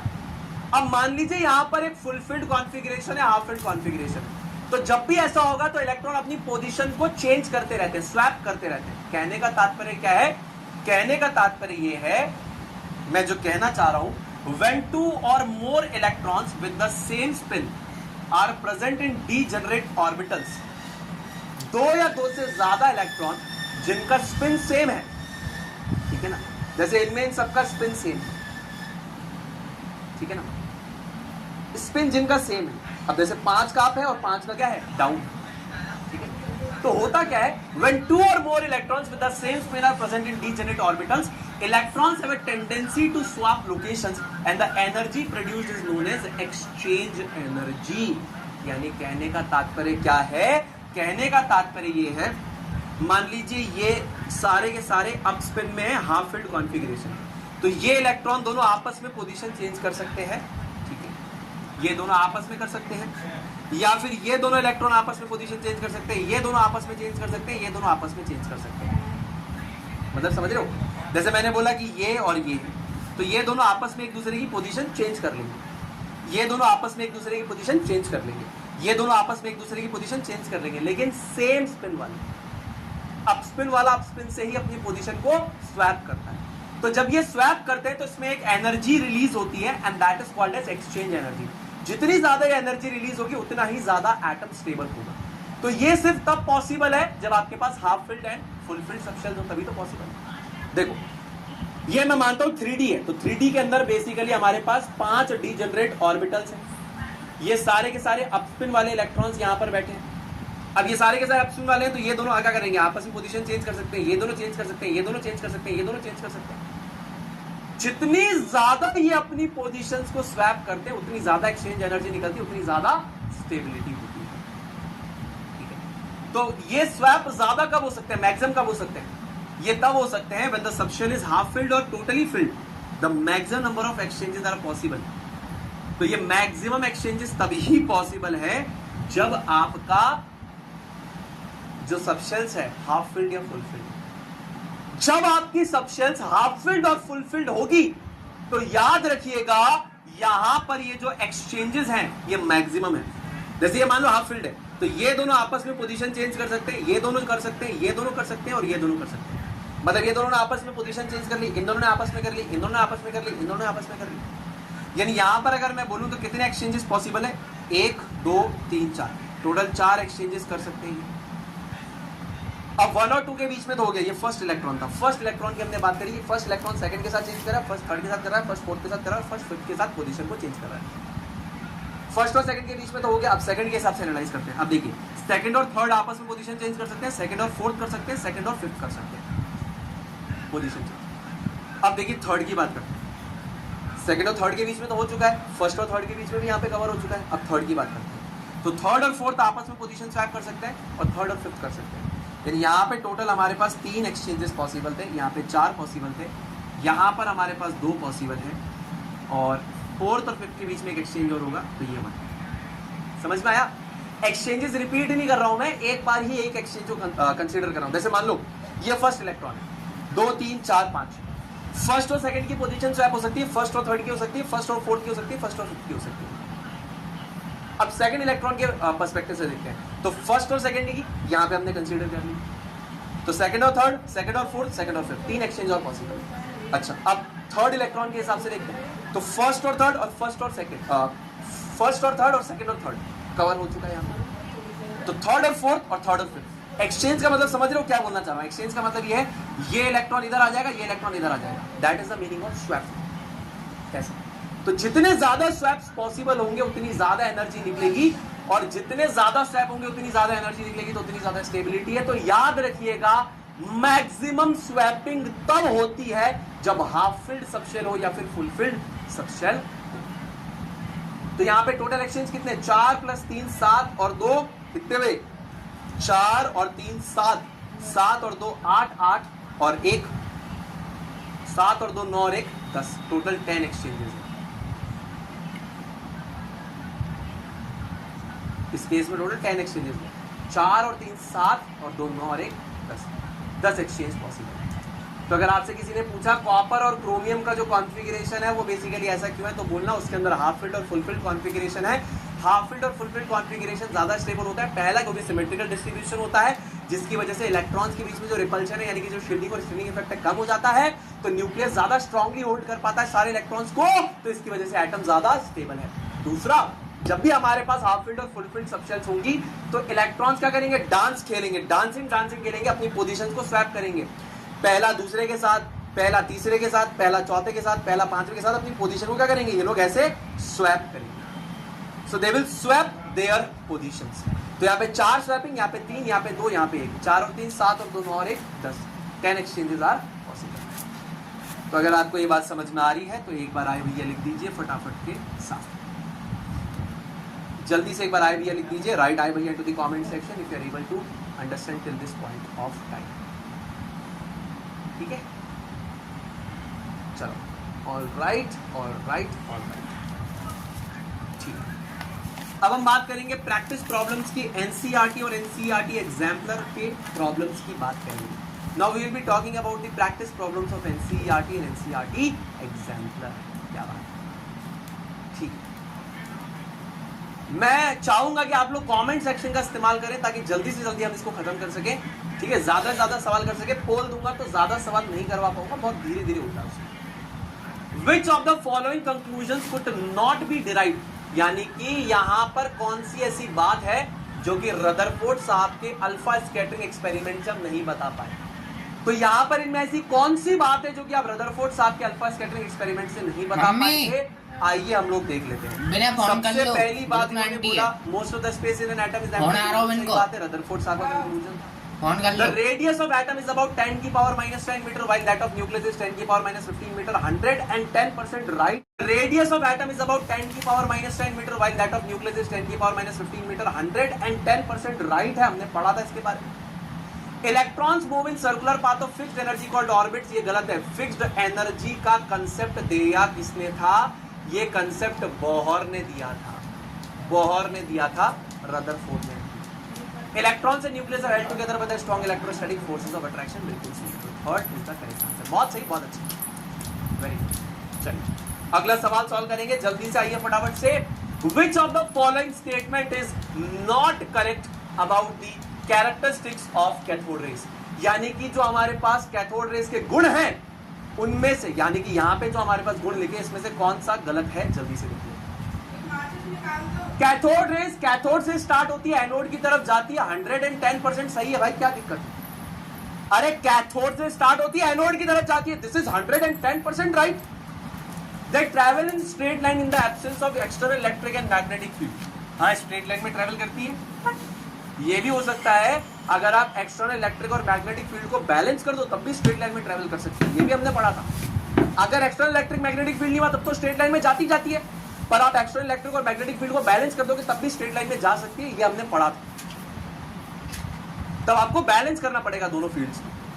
Characteristics of cathode raise do not depend upon the material of electrodes in cathode ray tube. बिल्कुल सही बात है। आप किसी भी कोई भी मेटल लीजिए, आप कोई भी गैस ले लीजिए कैथोड रे के अंदर, इस गैस डिस्चार्ज ट्यूब के अंदर कैथोड रेज की प्रॉपर्टी सेम आएगी। दैट मींस वो एक फंडामेंटल पार्टिकल से मिलकर बने हैं, दैट इज इलेक्ट्रॉन्स। यहीं से तो हमारे पास आया था कि हम कोई भी मेटल ले रहे, कोई भी गैस ले रहे, लेकिन प्रॉपर्टीज समान है, मतलब यहाँ पे एक फंडामेंटल पार्टिकल इन्वॉल्व है, that is known as electron. Characteristics of cathode rays depend upon the nature. अरे गलत, ये तो बिल्कुल गलत है। ठीक, चलो जल्दी जल्दी सवाल करेंगे, जल्दी आ जाओ फटाफट फटाफट सारे सवाल करेंगे जल्दी जल्दी। विच of the following statement about electron is incorrect? Which of the following statements about the electron is incorrect? It is a negatively charge particle. It is a negatively charged particle. ये तो सही है। The mass of electron is equals to mass of neutron. But it is the basic constant. Yes, basic constant of cathode rays. Yes. Mass of electron is never equals to mass of neutron. बहुत ज्यादा कम है, 1837 गुना कम है ना? सीधे उड़ा देना सीधे। अरे mass of electron mass of neutron कभी बराबर नहीं हो सकता। Mass of electron कितना होता है? 9.11 into 10 की power minus 31 किलोग्राम्स। न्यूट्रॉन का 1.67 into 10 की power minus 27 किलोग्राम। बराबर कैसे हो गया? चलो अगला सवाल करेंगे। Which of the following properties of atom could be explained correctly by the Thomson's model of atom? यानी कि थॉमसन मॉडल ने इसमें से कौन सी बात को बताया था? Could be explained correctly by Thomson's model. Thomson साहब ने कौन सी बात सही से बताई? ओवरऑल न्यूट्रलिटी ऑफ एटम, बिल्कुल सही बात है। इसके बारे में तो उन्होंने चर्चा करी थी। पॉजिटिव स्फीयर और नेगेटिवली चार्ज इलेक्ट्रॉन्स बराबर मैग्नीट्यूड में होगा। उन्होंने अरेंजमेंट गलत बताया था, बट उनका थॉट प्रोसेस सही था कि भाई पॉजिटिव और नेगेटिव चार्ज बराबर है तभी न्यूट्रल है। अंडरस्टैंडिंग सही थी, ये तो सही है। अरे स्पेक्ट्रम ऑफ हाइड्रोजन कहाँ से बता दिया भाई, कहाँ से? Position of electron proton neutron, अरे नहीं बिल्कुल नहीं। उस समय से भी इलेक्ट्रॉन थे, प्रोटॉन न्यूट्रॉन तो आएगी नहीं थे, कहाँ से बताइए? स्टेबिलिटी ऑफ एटम तो बिल्कुल नहीं एक्सप्लेन कर पाए, इसीलिए डिस्कार्ड कर दिया था एटम। इस मॉडल को डिस्कार्ड कर दिया। चलो ऐसे सिंपल सवाल आपको आने चाहिए। 2 atoms are said to be isobars if isobar क्या होते हैं? देखो आइसोबार्स मैंने इतनी बार आपको बताए हैं। आइसोबार्स फॉर एग्जाम्पल कैल्शियम हमारे पास 20 से लेकर 40 और एक मान लेते हैं आर्गन 18 से लेकर 40। तो यहां पर मास नंबर सेम होता है, बस इसको आइसोबार कहते हैं। ये कैल्शियम का एटम है, ये आर्गन का एटम है, एटॉमिक नंबर अलग है पर मास नंबर क्या है? सेम। अब ये बोल रहा है they have same atomic number. अरे भाई सेम एटॉमिक नंबर कैसे हो सकता है इनका? देखो ये तो बिल्कुल ही गलत बात है। They have same number of electrons. अरे जब एटॉमिक नंबर ही सेम नहीं है तो सेम नंबर ऑफ इलेक्ट्रॉन कैसे हो सकते हैं? एटॉमिक नंबर ही सेम नहीं है तो सेम नंबर ऑफ इलेक्ट्रॉन्स कैसे हो सकते हैं? भग जा, गलत बेटा, गलत, बिल्कुल गलत। They have same number of neutrons but different number of electrons. Same number of neutrons भी नहीं है, ये गलत बात है। This is incorrect. Same number of neutrons का मतलब क्या होता है? आइसोटोन्स। गलत है इसलिए। Sum of the number of protons and neutrons is same, but the number of protons is different. बिल्कुल सही स्टेटमेंट। अरे यहां पर क्या हो रहा है मैं बताता हूं। इसका मास नंबर 40 है, आप समझना इस चीज को। A is equals to Z plus N का लॉजिक लगाते हैं तो आपको समझना आ जाएगा। Mass number is equals to atomic number plus number of neutrons. तो एटॉमिक नंबर यानी कि number of protons 20 plus number of neutrons N, और ये हमारे पास है 40। ठीक है, तो नंबर ऑफ न्यूट्रॉन्स कितने आ गए? यहाँ पे आ गए 20। उसके बाद इसकी बात कर लेते हैं। यहां पर हमारे पास क्या है? A is equals to Z plus N। A की वैल्यू हमारे पास कितनी है? A की वैल्यू हमारे पास 40 है। It is equals to 18 plus N। तो N हमारे पास कितना हो जाएगा? N हमारे पास हो जाएगा 22। तो आपको समझना पड़ेगा नंबर ऑफ न्यूट्रॉन्स भी सेम नहीं है। क्या क्या सेम है? सिर्फ मास नंबर सेम है। कैसे सेम है बताता हूं। 20 नंबर ऑफ प्रोटॉन, 20 न्यूट्रॉन से ऐड करोगे तो 40 है। 18 प्रोटॉन से 22 न्यूट्रॉन से ऐड करोगे तो 40 है।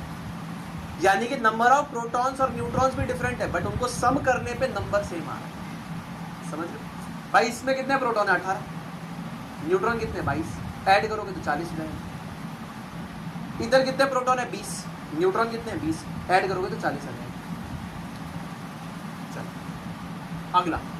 विच of the following is responsible to rule out the existence of definite path or trajectories of electrons? Definite path जो बोहर साहब के मॉडल ने दिए थे, उसको किसने भगाया? उसको भगाने वाले आदमी का नाम क्या है? उसको भगाने वाले आदमी का नाम है हाइजेनबर्ग। क्या नाम है? हाइजेनबर्ग। हाइजेनबर्ग ने कहा जब हम इलेक्ट्रॉन की एग्जैक्ट पोजीशन और वेलोसिटी एक साथ कैलकुलेट ही नहीं कर सकते तो एग्जैक्ट पाथ तुम कैसे बता दोगे? हम धरती का एक एग्जैक्ट पाथ बता सकते हैं कि सूरज की चारों तरफ कब घूमेगी, कैसे घूमेगी। क्यों?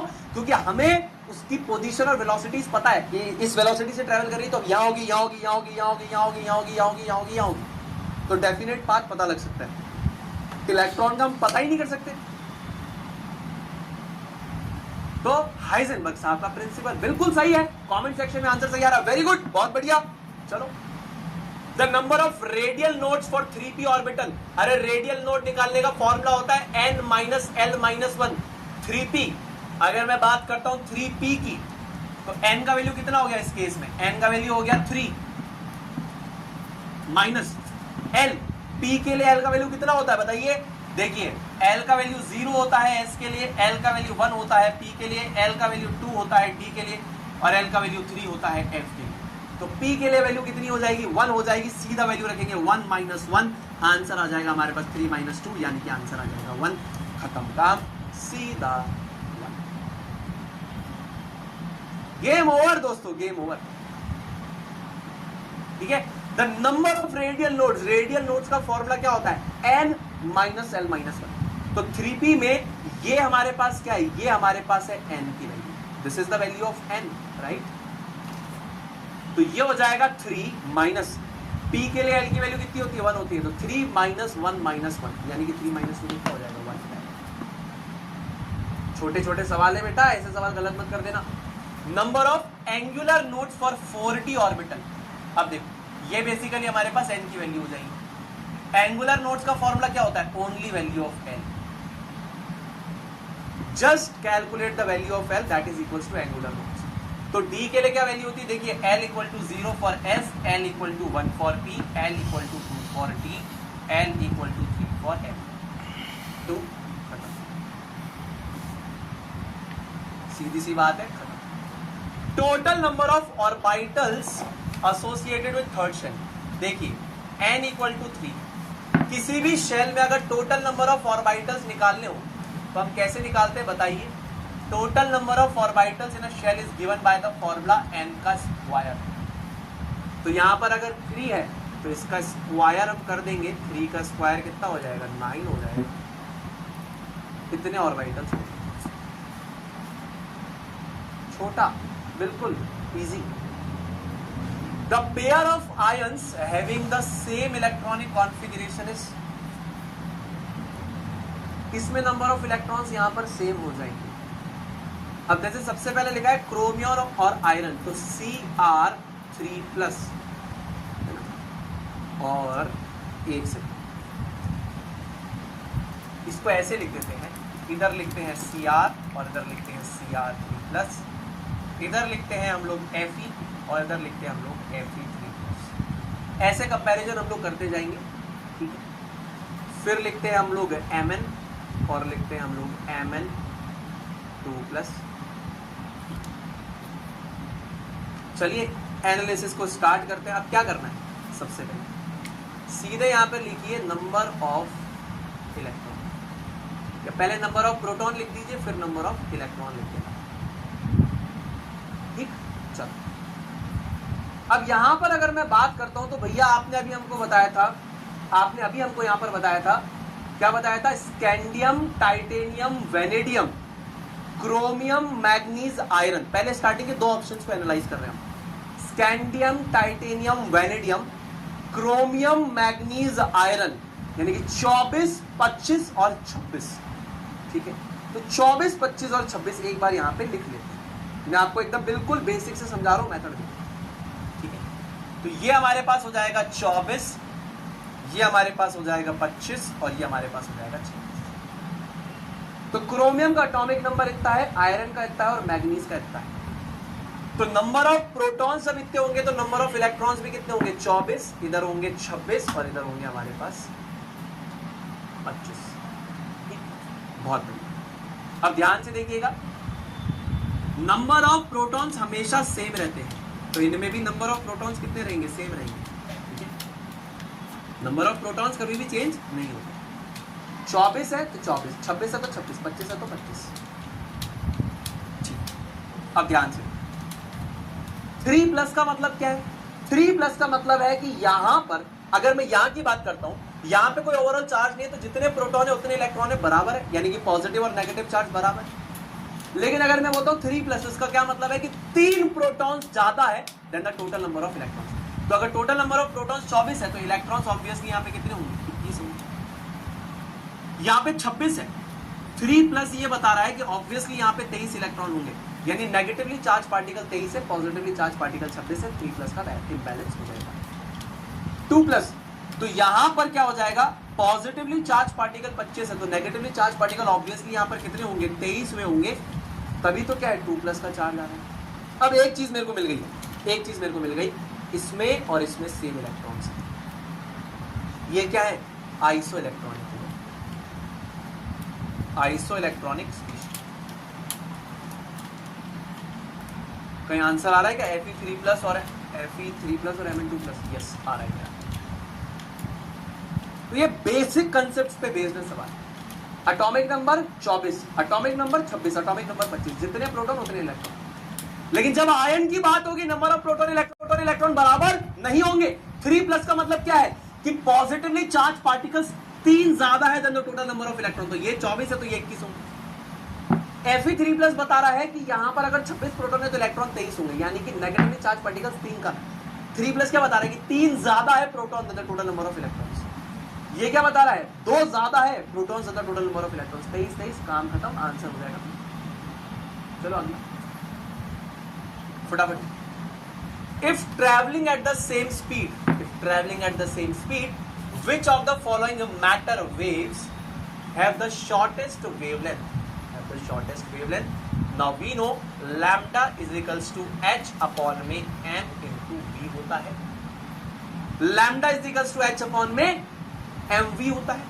तो h और v अगर ये सबके लिए सेम है, h तो कांस्टेंट है, प्लैंक्स कांस्टेंट, उसने बोला सेम स्पीड पे जा रहा है, यानी कि v भी कांस्टेंट हो जाएगा। तो मैं क्या बोलूंगा कि यहां पर एक इनवर्स रिलेशनशिप है लैम्डा और मास के बीच में।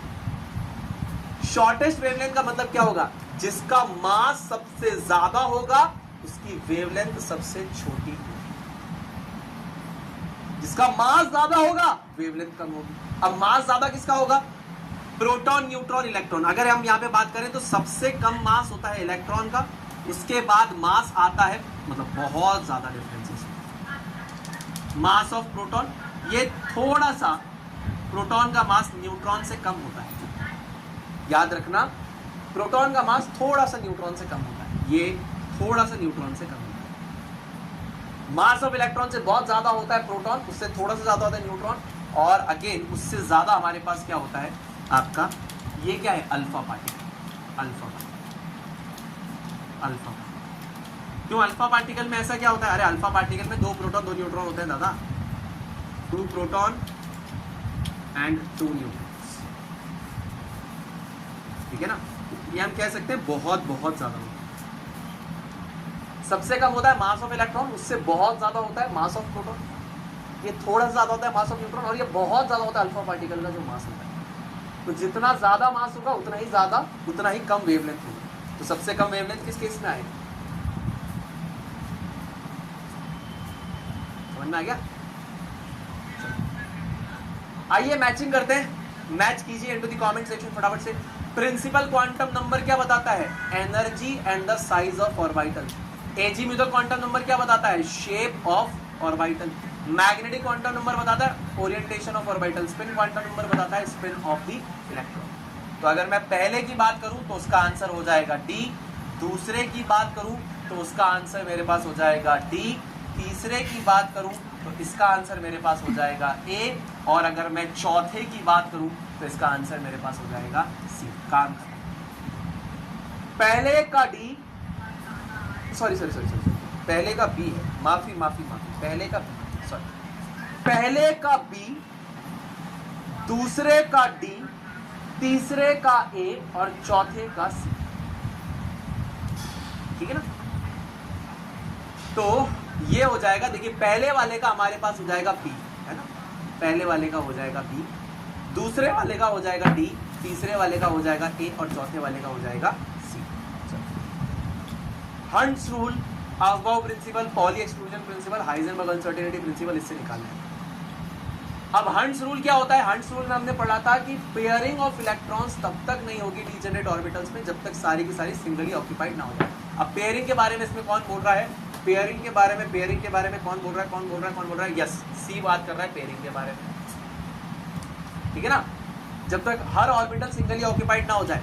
तो ये कह रहा है कि डीजेनरेट ऑर्बिटल्स में इलेक्ट्रॉन फिलिंग किस तरीके से होगी, यानी कि उसके अंदर पेयरिंग कब होगी? जब तक सारी की सारी सिंगली ऑक्यूपाइड नहीं हो जाएगी तब तक पेयरिंग नहीं होगी। जी बहुत बढ़िया। अफबाउ प्रिंसिपल क्या कहता है? अफबाउ प्रिंसिपल कहता है लोअर एनर्जी ऑर्बिटल्स पहले बढ़ते हैं, फिर हायर एनर्जी ऑर्बिटल्स बढ़ते हैं, ठीक है ना। तो यस, ये जाएगा ई। ऑलराइट, पॉली एक्सक्लूजन प्रिंसिपल, ये रहा, no two electrons in an atom can have same set of 4 quantum numbers, बिल्कुल सही। हाइजेनबर्ग साहब का principle, exact position and momentum आप डिटरमाइन नहीं कर सकते। तो यहाँ पे हमारे पास आंसर की हो जाएगी पहले का सी, दूसरे का हमारे पास हो जाएगा ई, और तीसरे का हमारे पास हो जाएगा ए, और चौथे का हमारे पास हो जाएगा डी। काम ही खत्म, बढ़िया भैया, आगे चलेंगे, कोई दिक्कत नहीं। मोर देन वन करेक्ट, जल्दी से बताएंगे, मोर देन वन करेक्ट। जो भी आपके पास ग्रीन में आ रहे हैं, more than one correct in green, green में जो भी हमने लिखा है मोर देन वन करेक्ट। अभी जो भी आपके पास सवाल ग्रीन में आएंगे मोर देन वन करेक्ट। तो नॉट आइसोटोप्स, तो व्हाट आर आइसोटोप्स? आइसोटोप्स के पास क्या होता है? Same atomic number, same atomic number and different mass.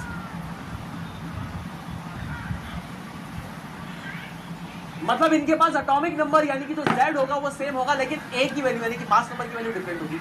अब देखिए यहां पर एटॉमिक नंबर हमारे पास 6, एटॉमिक नंबर हमारे पास 6, मास नंबर हमारे पास डिफरेंट है। यस, दीज आर आइसोटोप्स, ये आइसोटोप है। एटॉमिक नंबर सेम है, मास नंबर हमारे पास डिफरेंट है, बिल्कुल सही, ये भी हमारे पास क्या हो जाएगा? आइसोटोप। एटॉमिक नंबर क्या है? डिफरेंट है, ऑब्वियसली आइसोटोप नहीं है, नॉट आइसोटोप। 4 और 5 एटॉमिक नंबर डिफरेंट है, नॉट आइसोटोप्स। ये दो आइसोटोप्स होंगे, दोनों चलो, वेरी गुड, सही आंसर आ रहे हैं कमेंट सेक्शन के अंदर, very good. Which of the following set of quantum numbers are correct? इसमें से कौन सा करेक्ट? n का वैल्यू 1 है, n का वैल्यू 1 है, तो l का वैल्यू 1 कैसे हो सकता है? अरे भाई l की वैल्यू कैसे निकलती है? l की वैल्यू होती है 0 से लेकर n माइनस 1 तक। तो यहां पर अगर आप प्लेस करते हैं फॉर एग्जाम्पल n का वैल्यू 1 प्लेस करते हैं, तो l का वैल्यू मैक्सिमम कितना हो सकता है भाई? 1 माइनस 1 क्या हो जाएगा? 0। तो l का वैल्यू सिर्फ और सिर्फ 0 रहेगा। ये गलत है, दिस इज रॉन्ग, ठीक है ना? Which of these are correct? ये तो गलत है। उसके बाद अगर n का वैल्यू हमने 2 रख दिया तो l का वैल्यू क्या हो सकता है?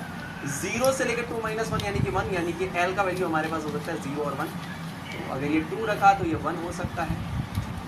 और मैग्नेटिक क्वांटम नंबर होता है 2 इंटू l प्लस 1 होता है, ठीक है?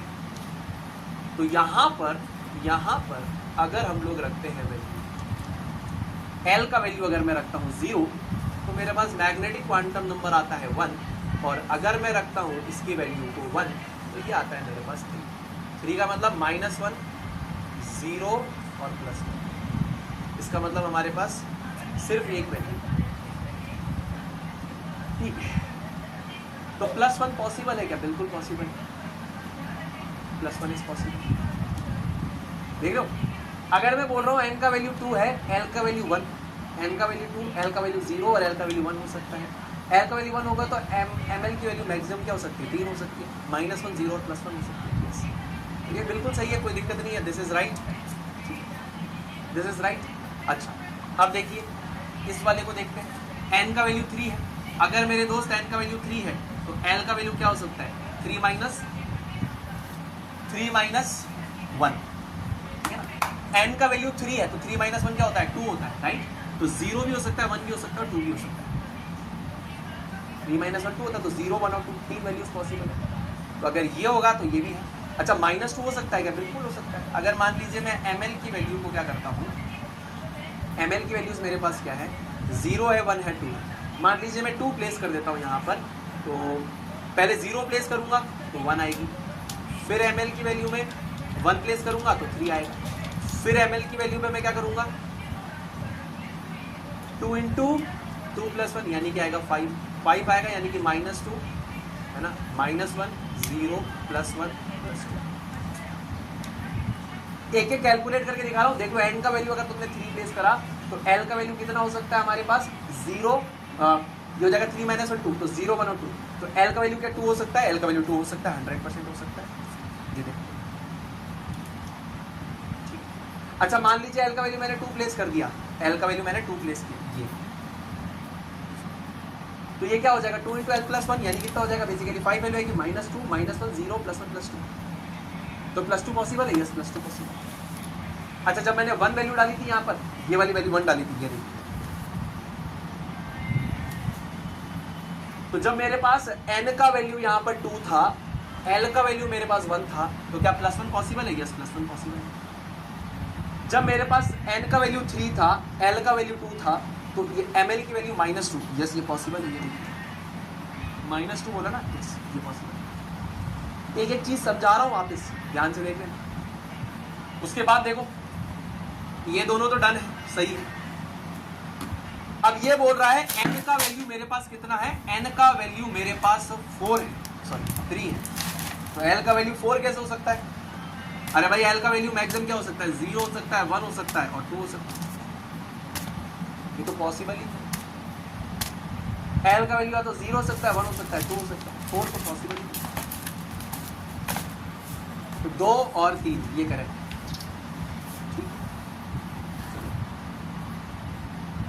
आइसोइलेक्ट्रॉनिक, जैसे यहाँ पर आइसोइलेक्ट्रॉनिक आपने निकाला था, ये देखिए ये रहा आइसोइलेक्ट्रॉनिक। कहाँ गया भैया आइसोइलेक्ट्रॉनिक? एक हमने अभी आइसोइलेक्ट्रॉनिक निकाला था, कहाँ गया आइसोइलेक्ट्रॉनिक? जिनके पास सेम नंबर ऑफ इलेक्ट्रॉन्स हो, जल्दी से बताओ इसमें से सेम नंबर ऑफ इलेक्ट्रॉन किसके पास होगा? आइसोइलेक्ट्रॉनिक का मतलब क्या होता है? सेम इलेक्ट्रॉन्स होगा, same electrons, same number of electron.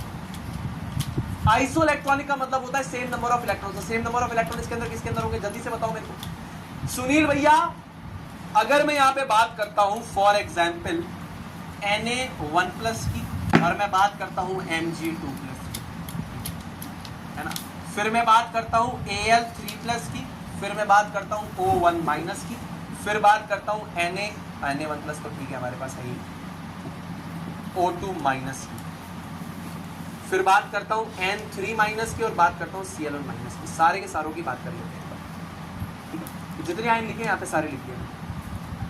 सबसे पहले हम लिखेंगे यहाँ पर सबके नंबर ऑफ प्रोटॉन्स। प्रोटॉन्स का मतलब होता है एटॉमिक नंबर।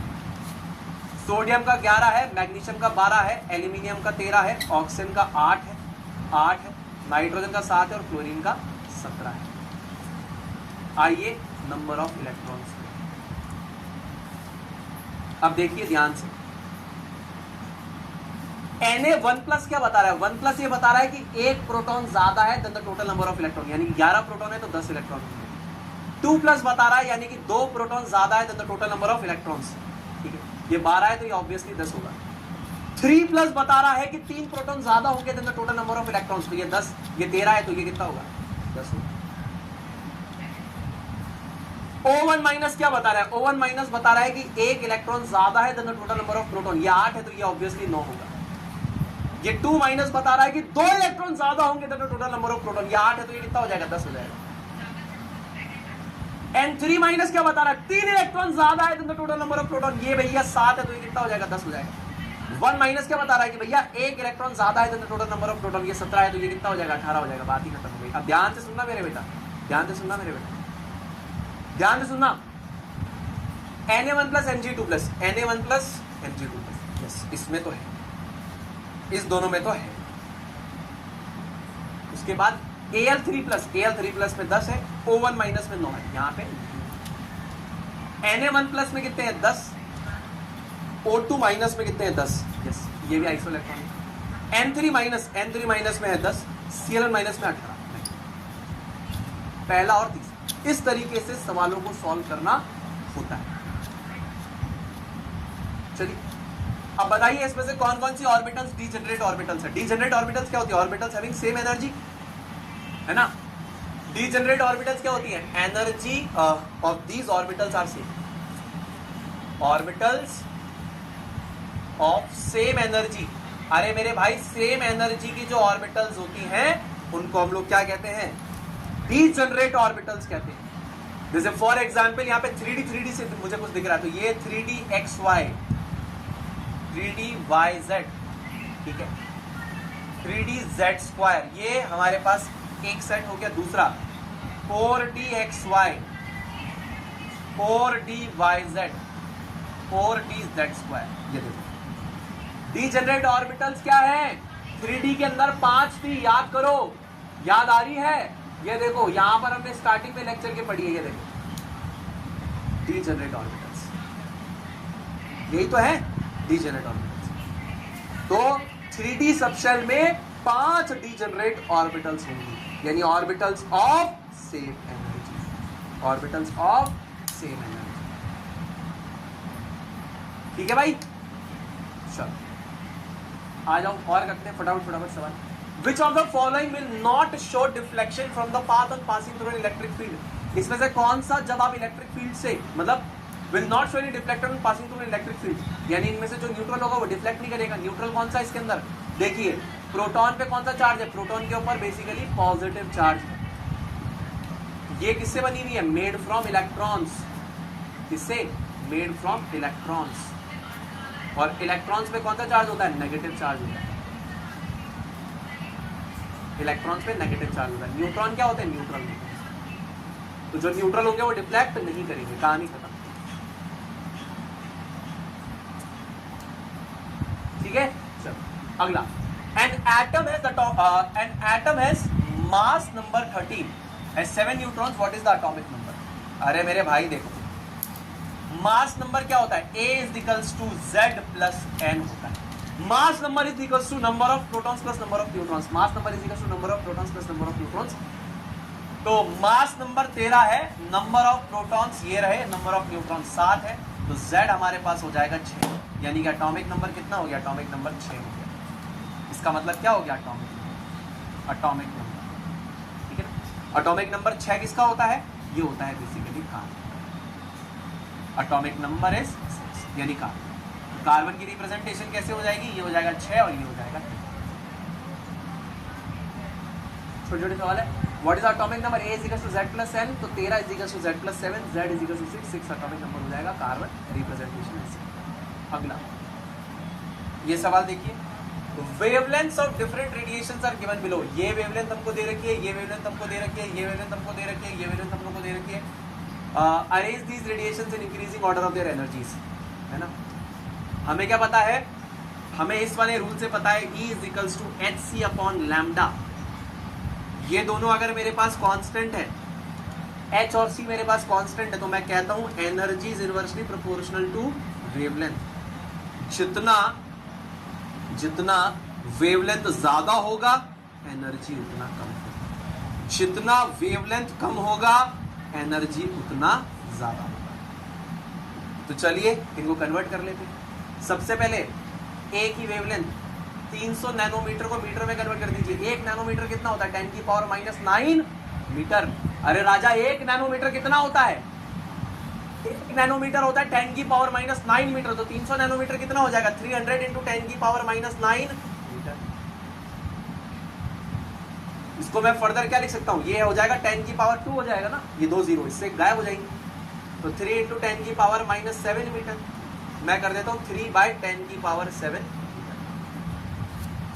300 इंटू 10 की पावर माइनस 9 मीटर हो जाएगा। नैनोमीटर को रिप्लेस करना है तो 1 नैनोमीटर हमारे पास 10 की पावर माइनस 9 मीटर के बराबर होता है। सीधे सीधे आपको ये पता होना चाहिए कि 1 नैनोमीटर 10 की पावर माइनस 9 मीटर के बराबर होता है। सीधा इसकी वैल्यू को यहां पटक सकते हैं। तो ये हो जाएगा 3 इंटू 10 की पावर 2 इंटू 10 की पावर माइनस 9, तो हो जाएगा 3 इंटू 10 की पावर माइनस 7। ये नीचे आएगा 3/10 की पावर 7 हो जाएगा। अच्छा, वेवलेंथ ऑफ बी के बारे में थोड़ी सी चर्चा कर लेते हैं। तो बी की है 300 माइक्रोमीटर। माइक्रो क्या होता है? 300 इंटू 10 की पावर माइनस 6। माइक्रो का मतलब क्या होता है? 10 की पावर माइनस 6। तो ये कितना हो जाएगा? ये 10 की पावर 2, ये 10 की पावर माइनस 6, तो ये हो जाएगा 3 इंटू 10 की पावर माइनस 4 मीटर। तो ये हो जाएगा 3/10 की पावर 4। तीसरे का निकालते हैं। ये देखिए 3 नैनोमीटर। 3 नैनोमीटर का मतलब क्या होता है बताइए? नैनोमीटर का मतलब होता है 10 की पावर माइनस 9 मीटर। तो ये हो जाएगा 3/10 की पावर 9। वेवलेंथ ऑफ डी निकालिए फटाफट। 30 आंगस्ट्रॉम। आंगस्ट्रॉम होता है 1 आंगस्ट्रॉम होता है 10 की पावर माइनस 10 मीटर। तो 30 आंगस्ट्रॉम हो जाएगा 30 इंटू 10 की पावर माइनस 10 मीटर। ये हो जाएगा 3 इंटू 10 की पावर माइनस 9 मीटर। नीचे चला जाएगा तो ये हो जाएगा 3/10 की पावर 9 मीटर। ये देखिए ये वेवलेंथ का हमारे पास वैल्यू आई। अब देखिए इंक्रीजिंग मतलब कम से ज्यादा, कम से ज्यादा। तो एनर्जी जिसकी कम होगी उसकी वेवलेंथ सबसे ज्यादा होनी चाहिए। सबसे ज्यादा वेवलेंथ किसकी होगी? इन सब में सबसे ज्यादा जिसकी वेवलेंथ होगी उसकी एनर्जी सबसे कम होगी। इंक्रीजिंग ऑर्डर ऑफ एनर्जी का मतलब क्या है मेरे मित्र? इंक्रीजिंग ऑर्डर ऑफ एनर्जी का मतलब ये सुनील भैया कि जिसको सबसे पहले आप लिख रहे हैं उसकी वेवलेंथ सबसे कम होनी, सबसे क्या होनी चाहिए? सबसे जिसको हम सबसे पहले लिख रहे हैं उसकी एनर्जी सबसे कम होनी चाहिए, यानी कि उसकी वेवलेंथ सबसे ज्यादा होनी चाहिए। इंक्रीजिंग ऑर्डर ऑफ एनर्जी का मतलब क्या? सबसे कम एनर्जी वाला। सबसे कम एनर्जी वाला यानी कि सबसे ज्यादा वेवलेंथ। अब इसमें सबसे ज्यादा वेवलेंथ किसकी हो जाएगी? ये 3 डिवाइड हो रहा है 10 की पावर 7 से, 3 डिवाइड हो रहा है 10 की पावर 4 से, 3 डिवाइड हो रहा है 10 की पावर 9 से, 10 की पावर 9 से। सबसे कम 10 की पावर 4 से डिवाइड हो रहा है, यानी सबसे ज्यादा वैल्यू इसकी होगी। तो सबसे पहले वेवलेंथ के ऑर्डर को अरेंज कर लेते हैं। वेवलेंथ के ऑर्डर को अरेंज कर लेते हैं। तो सबसे ज्यादा जो छोटी वेवलेंथ होगी वो इन दोनों की, सबसे छोटी वेवलेंथ इन दोनों की होगी। उसके बाद वेवलेंथ जो आएगी वो इसकी आएगी, ए की आएगी। और इसके बाद जो सबसे बड़ी वेवलेंथ आएगी वो इसकी आएगी। अब ये वेवलेंथ का ऑर्डर है। एनर्जी के ऑर्डर पे आप चलते हैं। अब इन दोनों के बीच में इनवर्स रिलेशनशिप, तो ये जस्ट उल्टा हो जाएगा ऑर्डर, है ना। यानी एनर्जी की अगर मैं बात करूं तो एनर्जी ऑफ रेडिएशन बी, उसके बाद एनर्जी ऑफ रेडिएशन ए, उसके बाद ए और सी की एनर्जी बराबर, एनर्जी ऑफ डी और सी बराबर।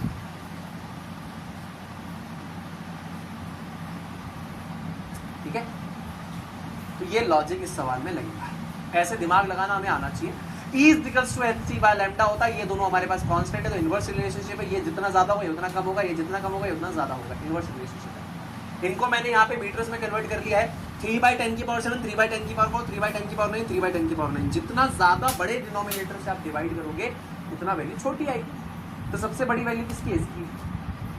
उसके बाद किसकी है? इसकी। इन दोनों की वैल्यू क्या है? बराबर। अब जस्ट उल्टा हो जाएगा एनर्जी के केस में, ठीक है? चलो, ऑलराइट। अब आप लोग बोल रहे हो सुनील भैया बस, चलो कोई। तो न्यूमेरिकल्स के लिए अपन एक प्रैक्टिस शीट डालेंगे वैसे भी दोनों चैप्टर्स की, तो वहां पे न्यूमेरिकल्स को कंप्लीट कर लेंगे।